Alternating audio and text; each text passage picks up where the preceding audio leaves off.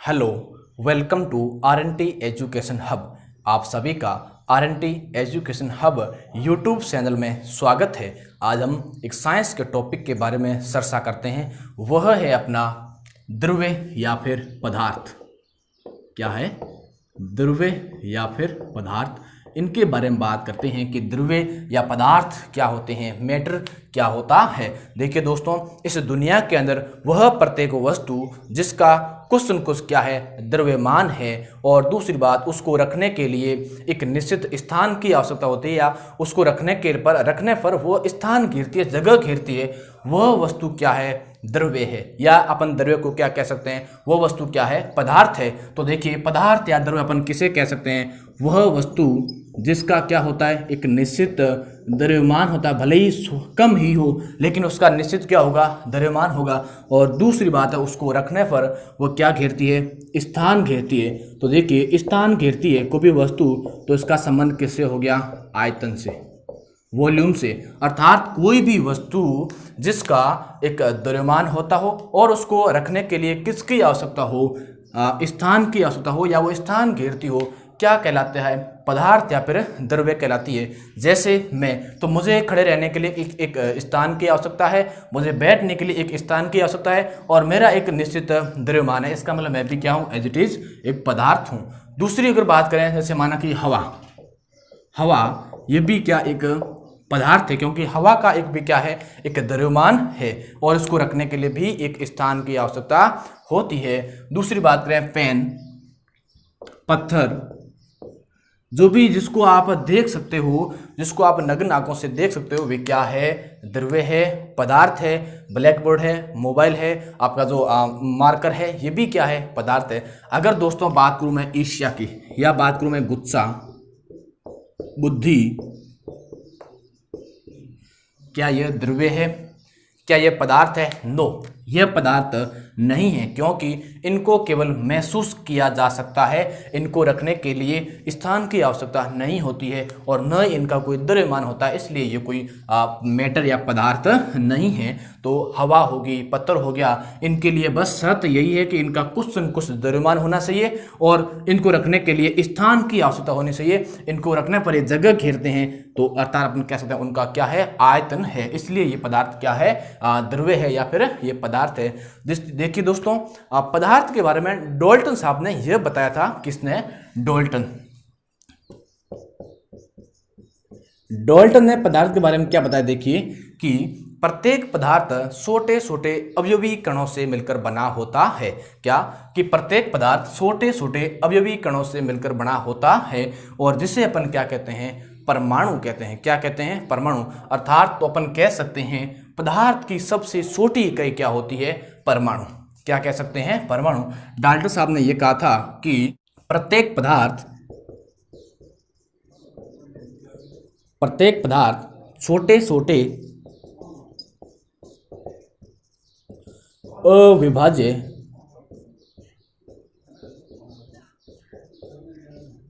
कणों से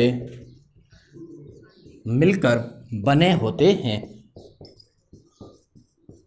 और देखिए दोस्तों, अपन इन छोटे छोटे अविभाज्य कणों को क्या कहते हैं, परमाणु कहते हैं, एटॉम कहते हैं। क्या कहते हैं? इन्हें अपन परमाणु कहते हैं, एटॉम कहते हैं। तो इसलिए अपन कह सकते हैं कि पदार्थ की इकाई क्या होगी, परमाणु। क्या होगी? परमाणु।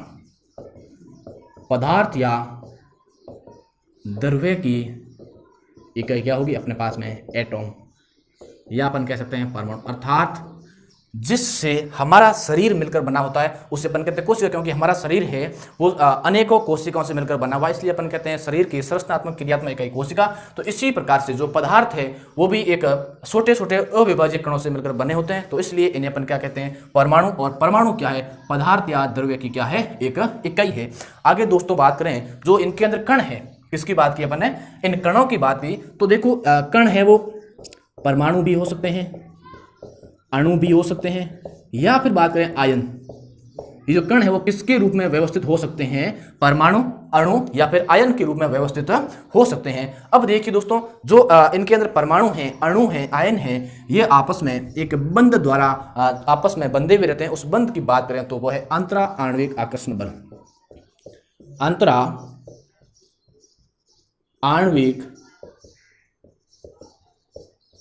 आकर्षण बल। कौन सा बल है? अंतरा आणविक आकर्षण बल के द्वारा आपस में जो कण है वो आपस में मजबूती से बंधे हुए रहते हैं। अब देखो, ये तो होगी पदार्थ की नॉर्मल सी बात कि इनका द्रव्यमान होना आवश्यक है, इनका आयतन होना आवश्यक है। जैसे एग्जांपल हवा होगी, पत्थर होगी, जैसे मैं हूँ, मोबाइल है, ब्लैक बोर्ड है, मार्कर है, डस्टर है, ये सारे क्या है? पदार्थ या फिर मैटर है। और हाँ, पदार्थ की जो इकाई होगी वो क्या होगी अपने पास में? परमाणु हो गई। अब दोस्तों आगे अपन बात करते हैं परमाणु में अंतरा आणविक आकर्षण बल के आधार पर इसकी पदार्थों की अवस्थाओं के बारे में। किसके बारे में? अवस्थाओं के बारे में। तो पदार्थ की सामान्य कितनी अवस्थाएं होती है? 3 अवस्थाएं होती है। अगर मैं बात करूं 2 प्रकार यहाँ पर पदार्थ की अवस्थाएं।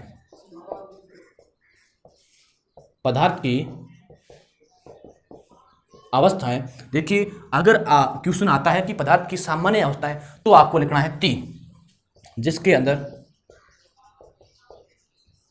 सामान्य अवस्था कितनी होती है? 3। कौन कौन सी?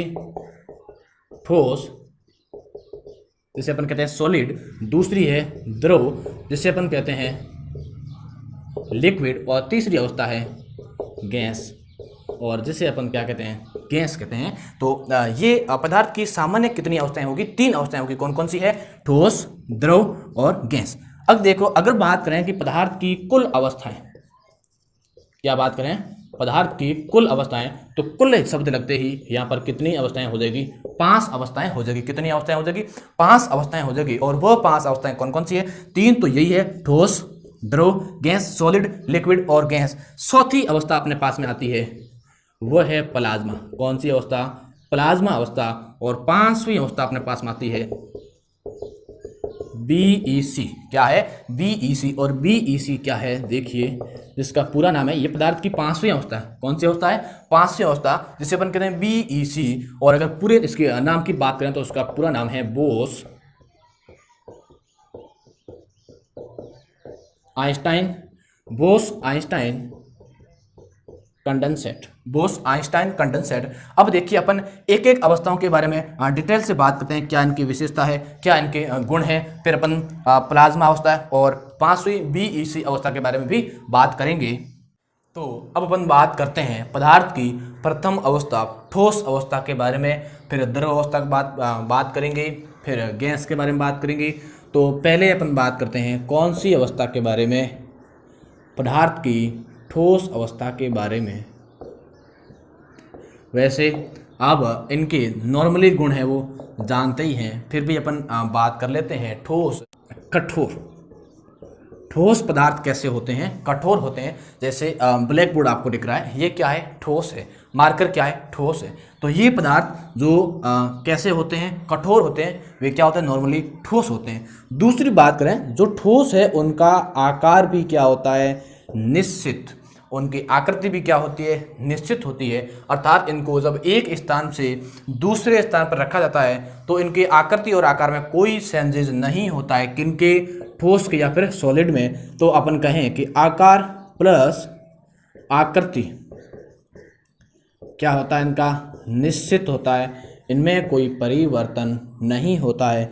दूसरी बात करें आयतन की, तो ठोसों का आयतन भी क्या होता है? निश्चित होता है।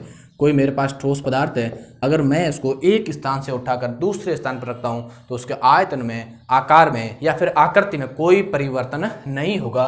तो कह सकते हैं ठोस कैसे होते हैं? कठोर होते हैं। आकार, इनकी आकृति कैसी होती है? निश्चित होती है। दूसरी बात करें कि ठोस के अंदर कणों की व्यवस्था, किसकी बात करें?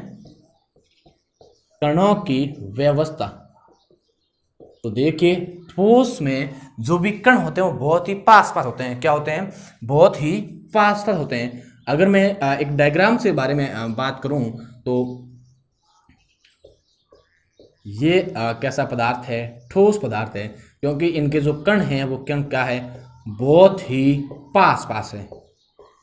क्या है? बहुत ही पास पास है। और इनके मध्य जो बल है वो बल भी क्या होता है? बहुत अधिक मजबूती से भी पाया जाता है। कौन सा बल? अंतरा आणविक आकर्षण बल। तो कणों की व्यवस्था क्या है इनमें? पास पास। कणों की व्यवस्था पास पास होने के कारण इनके मध्य रिक्त स्थान नहीं होता है, जिनके कारण ये कैसे होते हैं? कठोर होते हैं। दूसरी बात, अगर दोस्तों अपन बात करें बलों के संपीड्य के बारे में, संपीड्य के बारे में, तो देखिए जो ठोस होते हैं वे कैसे पदार्थ हैं? असंपीड्य पदार्थ। देखिए संपीड्य अर्थात किसी भी पदार्थ पर बल लगाकर उसकी आकार और आकृति में परिवर्तन करना क्या होता है? संपीड्य। अर्थात जो ठोस है वो असंपीड्य होते हैं, अर्थात इन पर कोई अपन बल लगाकर नॉर्मली इनकी अवस्था में परिवर्तन नहीं कर सकते, या इन पर इनकी आकृति में कोई नॉर्मली परिवर्तन नहीं कर सकते। तो पदार्थ जो ठोस है वे कैसे होते हैं? असंपीड्य होते हैं। दूसरी बात करते हैं इनका गलनांक और क्वथनांक। किसकी बात करें? गलनांक और क्वथनांक। तो ठोसों का गलनांक क्या होता है? हाई होता है। ठोसों का क्वथनांक क्या होता है? हाई होता है। अब देखिए थोड़ी सी बात कर लेते हैं गलनांक और क्वथनांक के बारे में कि गलनांक क्या होता है और क्वथनांक क्या होता है। देखिए दोस्तों, गलनांक, आप इस शब्द को देखो, गलनांक अर्थात क्या होना? गलना। तो वह तापमान जिस पर वह पदार्थ ठोस अवस्था से कौन सी अवस्था में परिवर्तन होना शुरू हो जाता है? द्रव अवस्था में, तभी तो वो गलेगा भाई। जब गलना तो ठोस से द्रव अवस्था में, अर्थात अपन कह सकते हैं कोई भी वस्तु, कोई भी पदार्थ जिस तापमान पर वह ठोस अवस्था से द्रव अवस्था में कन्वर्ट होना शुरू होता है, वह तापमान उसका क्या कहलाता है? गलनांक। क्या कहलाता है? गलनांक। दूसरा अपने पास में है क्वथनांक। देखिए क्वथनांक क्या होता है? इसका जस्ट उल्टा कहने का मतलब, क्वथन मतलब उबलना, क्वथन मतलब क्या होता है? उबलना। अर्थात किसी भी पदार्थ को गर्म करने पर वह तापमान जिस पर वह उबलना प्रारंभ होता है वह क्या कहलाता है? उसका क्वथनांक कहलाता है। तो ठोस पदार्थ कैसे होते हैं? कठोर होते हैं, इनकी आकृति निश्चित होती है, इनके कारण इनका जो गलनांक और क्वथनांक है वो कैसा है? उच्च होता है। दूसरी बात करें बहाव की। किसकी बात करें? बहाव की। तो ठोसों के अंदर बहाव का जो गुण है वो नहीं पाया जाता है। आगे दोस्तों ये तो होगी ठोस के बारे में बात। आगे बात करें अपन द्रव अवस्था के बारे में। दूसरी अवस्था द्रव अवस्था, जिसे अपन कहते हैं लिक्विड फॉर्म। पदार्थ की दूसरी अवस्था कौन सी है? द्रव अवस्था है। अब देखिए द्रव अवस्था के अंदर आकार और आकृति तो क्या होती है? इनकी अलग अलग होती है, इनकी अनिश्चित होती है। कैसी होती है? अनिश्चित। अपन कह सकते हैं जो द्रव है, जो भी लिक्विड है, वह जिस पदार्थ के अंदर या जिस अपन बर्तन में डालेंगे वह उस बर्तन की आकृति के अनुसार हो जाएगा, उसकी सरफेस के अनुसार उसकी आकृति है वो हो जाएगी। तो अपन कह सकते हैं सबसे पहले ये इनकी आकार और आकृति क्या होती है? इनका अनिश्चित है। ये तो इनके क्या है? अनिश्चित। लेकिन उनका आयतन क्या है? आयतन। यह आयतन क्या होता है? निश्चित होता है। आयतन क्या होता है दोस्तों? निश्चित होता है। माना कि मेरे पास में 1 लीटर जल है, अगर मैं इसको बर्तन बदलता हूँ, किसी अन्य बर्तन के अंदर इसको रखता हूँ, तो आकृति तो बर्तन के अनुसार हो जाएगी, लेकिन उसका जो आयतन है वो तो 1 लीटर ही रहेगा। दूसरी बात अगर बात करें कणों की व्यवस्था, तो द्रव के अंदर जो कण होते हैं वो ठोस की तुलना में थोड़े दूर दूर होते हैं। इस कारण द्रव कैसे होते हैं? लसीले होते हैं, कोमल होते हैं। तो इनके अंदर जो कणों की व्यवस्था होती है वो क्या होते हैं? अपन कह सकते हैं ठोस से थोड़े दूर दूर होते हैं। कैसे होते हैं? दूर दूर। आप देख सकते हो डायग्राम में, अगर मैं यहाँ पर द्रव के अंदर कणों की बात करूं तो कण है वो इस प्रकार क्या होते हैं? व्यवस्थित होते हैं। किसमें? द्रव अवस्था के अंदर। अब देखो कणों के बीच में क्या आ गई? दूरी आ गई, जिसके कारण इनमें क्या होती है? बहने का गुण पाया जाता है। तो देखिए द्रव भी असंपीड्य होते हैं। कैसे होते हैं? असंपीड्य होते हैं। और दूसरी बात करें इनका गलनांक और क्वथनांक भी अलग अलग होता है। अलग अलग पदार्थ का गलनांक क्वथनांक वो लिक्विड फॉर्म में क्या होता है? अलग अलग होता है। गलनांक तो वैसे ये गलन अवस्था में होते हैं, तो गलनांक की तो बात होगी। फिर बात करते हैं क्वथनांक, तो इनका क्वथनांक क्या है? अलग अलग है। दूसरी बात करें बहाव, अर्थात जो द्रव्य है, द्रव का मुख्य गुण क्या है? बहना। मुख्य गुण क्या है इनका? बहना। अर्थात जिस पदार्थ के अंदर, जिस द्रव्य के अंदर बहने की प्रवृत्ति पाई जाती है, या फिर मैं कहूँ फैलना, कोई भी पदार्थ है, माना कि मैंने जल लिया है और जल को इस सरफेस के ऊपर गिरा दिया, तो जल क्या हो जाएगा? फैल जाएगा। जल क्या हो जाएगा? फैल जाएगा। तो फैलना या फिर बहना, यही द्रवों का महत्वपूर्ण गुण है। ध्यान दीजिए, ये द्रव्य है, ये द्रव है। द्रव एक प्रकार की अवस्था है, लेकिन द्रव्य स्वयं पदार्थ है। अपन पदार्थ को क्या कह सकते हैं, द्रव्य कह सकते हैं, लेकिन द्रव एक प्रकार की पदार्थ की दूसरी अवस्था है। तो इनमें कण होते हैं दूर दूर, जिनके कारण इनके अंदर क्या पाई जाती है, बहने का गुण पाया जाता है। और मुख्य गुण हो गया इनका बहना। और जब भी कोई द्रव्य पदार्थ है उसको अपन किसी सरफेस के ऊपर गिराते हैं तो ये फैल जाते हैं, इस कारण ये क्या है, लिक्विड है या फिर द्रव्य है। दूसरी दोस्तों बात करें श्यानता, किसकी बात करें, श्यानता, विस्कोसिटी। देखिए क्या होती है श्यानता, इसके बारे में बात करते हैं। माना कि मेरे पास में कोई लिक्विड है, माना कि मेरे पास में क्या कोई लिक्विड है और इस लिक्विड को मैं इसके ऊपर गिराता हूं, किसी भी सरफेस सतह के ऊपर क्या करता हूं, उसको गिरा देता हूं, तो इनके बीच में क्या करेगा, एक बल कार्य करेगा। क्या करेगा, इस सरफेस और इस लिक्विड के बीच में क्या करेगा, एक बल कार्य करेगा। और इस बल का मान ही क्या कहलाता है, क्या कहलाता है, श्यानता कहलाता है। अब देखिए मेरे पास में 3 लिक्विड है, 3 कौन कौन से, जिसमें एक लेता हूं मैं शहद, दूसरा मेरे पास पानी है और तीसरा लिक्विड मेरे पास में है पेट्रोल। क्या है, शहद है, हनी है, वाटर है और पेट्रोल, मिट्टी का तेल है। अब देखिए तीनों को मैं क्या करता हूँ, गिराता हूँ किसी भी सरफेस के ऊपर। तो देखिए जिसकी श्यानता ज्यादा होगी उसमें बहने का गुण कम होगा, और जिसकी श्यानता कम होगी उसके अंदर बहने का गुण ज्यादा होगा। अर्थात जिसकी श्यानता ज्यादा होगी वह कम फैलेगा और जिसकी श्यानता कम होगी वह अधिक फैलेगा। तो देखिए शहद है, शहद की श्यानता क्या होती है, सर्वाधिक होती है, जिसके कारण इसका फैलाव है वो धीरे धीरे होता है। तो अपन कह सकते हैं इनका घनत्व भी ज्यादा होता है, तो इनकी श्यानता सर्वाधिक, किसकी श्यानता सर्वाधिक, शहद की श्यानता सर्वाधिक, विस्कोसिटी सर्वाधिक, उसके बाद में पानी की, और उसके बाद आती है पेट्रोल की। तो सर्वाधिक होगी पानी, शहद की, उसके बाद अपने पास होगी पेट्रोल, पानी की, और उसके बाद में किसकी होगी, पेट्रोल की। तो सबसे अधिक कौन तेज बहेगा, पेट्रोल है वो, उसके अंदर तेज बहाव होगा। अब अपन थोड़ी सी बात कर लेते हैं गैस के बारे में, गैसीय अवस्था के बारे में। तो गैसीय अवस्था पदार्थ की तीसरी अवस्था है। अब देखिए काफी अपन ने अध्ययन कर लिया है गैसीय अवस्था। देखिए गैस का आकार, आकृति, आयतन कुछ भी इसका निश्चित नहीं होता है। तो अपन कह सकते हैं आकार, आकृति, आयतन तीनों ही क्या होते हैं, अनिश्चित। किनके, गैस के। गैस का आकार, आयतन और इनकी आकृति कोई निश्चित नहीं होती है। दूसरी बात करें, गैस के अंदर कणों की व्यवस्था है वो बहुत दूर दूर होती है। क्या है, इनके अंदर जो कण है गैस के अंदर में दोस्तों, अगर कणों की बात करूं तो कोई भी पदार्थ, इनके अंदर कण क्या होते हैं, बहुत ही दूर दूर होने के कारण इनका प्रसरण किया जा सकता है।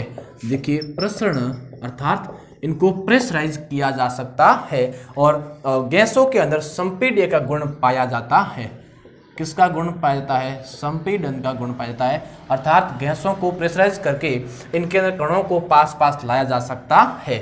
जैसे अपनी एलपीजी, एलपीजी कौन सी अवस्था में होती है, एक गैसीय अवस्था में। लेकिन जब इस गैस को क्या किया जाता है, प्रेशराइज किया जाता है, तो ये कौन से फॉर्म में आ सकती है, द्रव फॉर्म में, लिक्विड फॉर्म में आ सकती है। इनके जो कण हैं वो पास पास आके कौन सी अवस्था में परिवर्तित हो जाते हैं, द्रव अवस्था में परिवर्तित हो जाते हैं। तो ये अपने पास में ठोस, द्रव और गैस की बात होगी। इसके अंदर गैस अगर एग्जाम्पल की बात करें तो ऑक्सीजन है, नाइट्रोजन है, कार्बन डाइऑक्साइड है, आर्गन है, ये सारी क्या है, गैसें हैं। अब देखिए आगे अपन बात करते हैं कि पदार्थ की अवस्था ताप और दाब से किस प्रकार परिवर्तित होती है। इन तीनों अवस्थाओं में तापमान और दाब लगाने पर क्या इसकी अवस्था में परिवर्तन होता है। अब देखिए दोस्तों, अपन बात करते हैं कोई भी पदार्थ की अवस्था किस प्रकार परिवर्तित होती है, या पदार्थ की अवस्था परिवर्तन होने पर उसे अपन क्या कहते हैं, उनके बारे में थोड़ी बात करते हैं। जैसे यह पदार्थ की ठोस अवस्था, यह पदार्थ की द्रव अवस्था और यह पदार्थ की गैसीय अवस्था। द्रव, ठोस और गैस। अब देखिए कोई भी पदार्थ है, अगर मैं उसको गर्म करता हूं तो वह किस में बदलेगा, द्रव के अंदर बदलेगा। तो ठोस को गर्म करने पर वह किस में कन्वर्ट होगा, द्रव के अंदर, जिसे अपन कहते हैं गलन। यह प्रक्रिया क्या कहलाती है, गलन कहलाती है, अर्थात ठोस को गर्म करने पर वो किस में कन्वर्ट होते हैं, द्रव में, और यह प्रक्रिया क्या कहलाती है, गलन कहलाती है। अगर मैं देखिए इसी द्रव को क्या करता हूँ, ठंडा करता हूँ, तो वो वापस द्रव ठोस अवस्था के अंदर कन्वर्ट हो जाता है, जिसे अपन कहते हैं, जिसे अपन क्या कहते हैं, जमना या हिमन कहते हैं। क्या कहते हैं, जमना या हिमन। दूसरी बात करूं, अगर कोई पदार्थ द्रव से गैस में बदल रहा है, किससे, द्रव से गैस में, तो उसे अपन कहते हैं वाष्पन। उसकी क्या बन रही है, वाष्प बन रही है, तो यह प्रक्रिया कहलाती है वाष्पन। अगर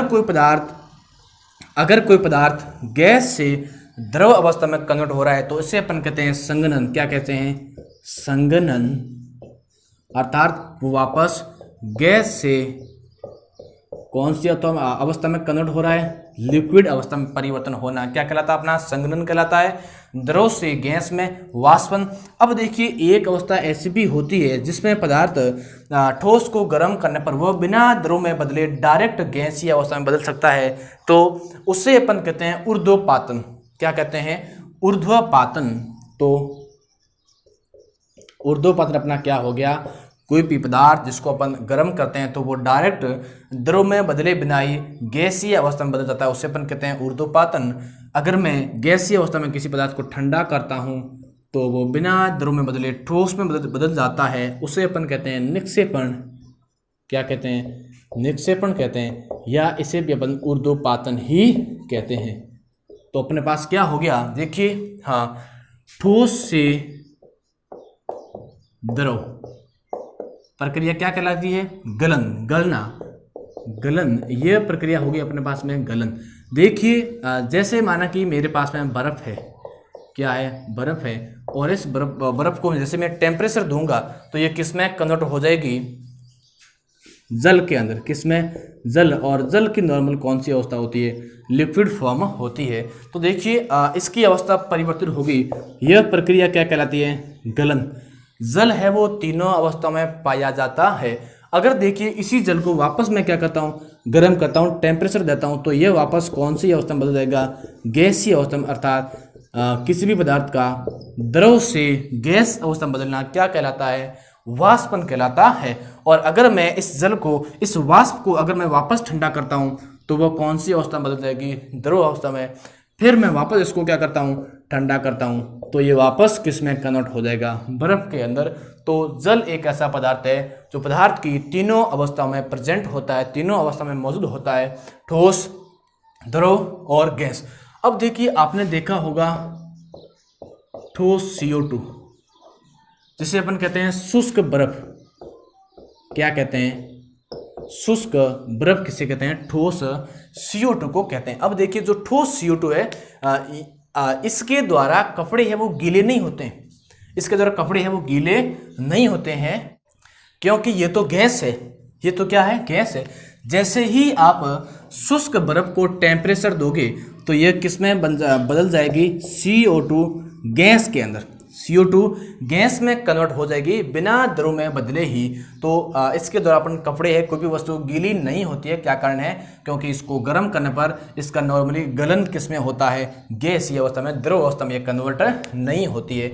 अब अपन और बात करते हैं ऊर्ध्वपातन के बारे में। देखिए ऊर्ध्वपातन की प्रक्रिया क्या होती है, जैसे आपने देखा होगा कपूर, नौसादार।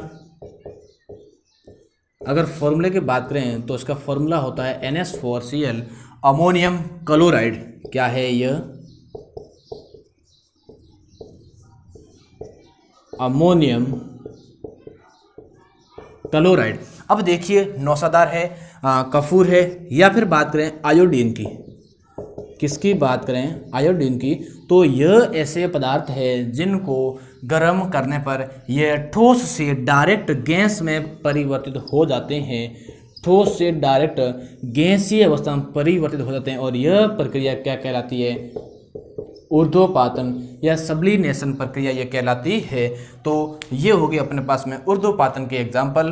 कपूर है, नौसादार है, जिसे अपन अमोनियम क्लोराइड भी कहते हैं, NH4Cl कहते हैं, आयोडीन है। इनको जब आप गर्म करोगे तो यह बिना द्रव में बदले गैसीय अवस्था में परिवर्तित हो जाते हैं। तो ये तो हुई पदार्थ की अवस्था पर किसका प्रभाव, तापमान का प्रभाव। कोई भी पदार्थ है अगर उस पर अपन टेम्परेचर डालते हैं तो उसका क्या प्रभाव पड़ता है, उसकी अवस्था है वो क्या हो जाती है, बदल जाती है। दूसरी बात करें दाब की, किसकी बात करें, प्रेशर की। देखिए अपन ने बात की थी कि ठोस और द्रव पर इनका अधिक दाब लगाने पर इनकी अवस्था में ज़्यादा परिवर्तन नहीं होता है, लेकिन गैसीय अवस्था को क्या करने पर, संपीड़न करने पर यह बदो कौन सी अवस्था में कन्वर्ट हो जाती है, द्रव अवस्था में परिवर्तित हो जाती है। कौन, गैस है। तो गैस पर दाब का क्या होता है, प्रभाव पड़ता है, और गैस पर दाब लगाने पर वो कण है जो पास आ जाते हैं, जिनके कारण उनकी कौन सी अवस्था में बदल जाती है, द्रव अवस्था में। अर्थात जो यहाँ जो अंतरा आणविक आकर्षण बल है, इंट्रा मोलिकुलर जो फोर्स है, अंतरा आणविक बल है, वो क्या है, कम। लेकिन यहाँ द्रव के अंदर जो कण है वो पास आने के कारण इनके अंदर जो भी बीच में अंतरा आणविक आकर्षण बल है वो क्या हो गया, ज़्यादा हो गया है, इनका मान क्या हो गया है, बढ़ गया है, जिसके कारण इसकी क्या होगी, अवस्था परिवर्तित हो गई है। जैसे माना कि अपन ने बात की थी कि एलपीजी गैस, नॉर्मली ये क्या है, गैस है, लेकिन इसको जब अपन प्रेशराइज करते हैं, अधिक प्रेशर के कारण इसको दाब लगाकर संपीड़न किया जाता है, तो यह कौन सी फॉर्म में बदल जाती है, द्रव अवस्था में बदल जाती है।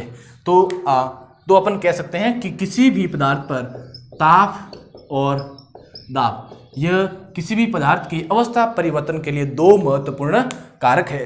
अब आज की वीडियो में अपन इतना ही, आगे अपन बात करेंगे पदार्थ की चौथी अवस्था, कौन सी, प्लाज्मा, और पांचवी अवस्था BEC के बारे में डिटेल से बात करेंगे। तो थैंक यू, आई होप, मैं आशा करता हूं कि आपको ये वीडियो समझ में आया होगा। अगर आप हमारे चैनल पर नए हैं तो एक बार ज़रूर चैनल को सब्सक्राइब करें। धन्यवाद।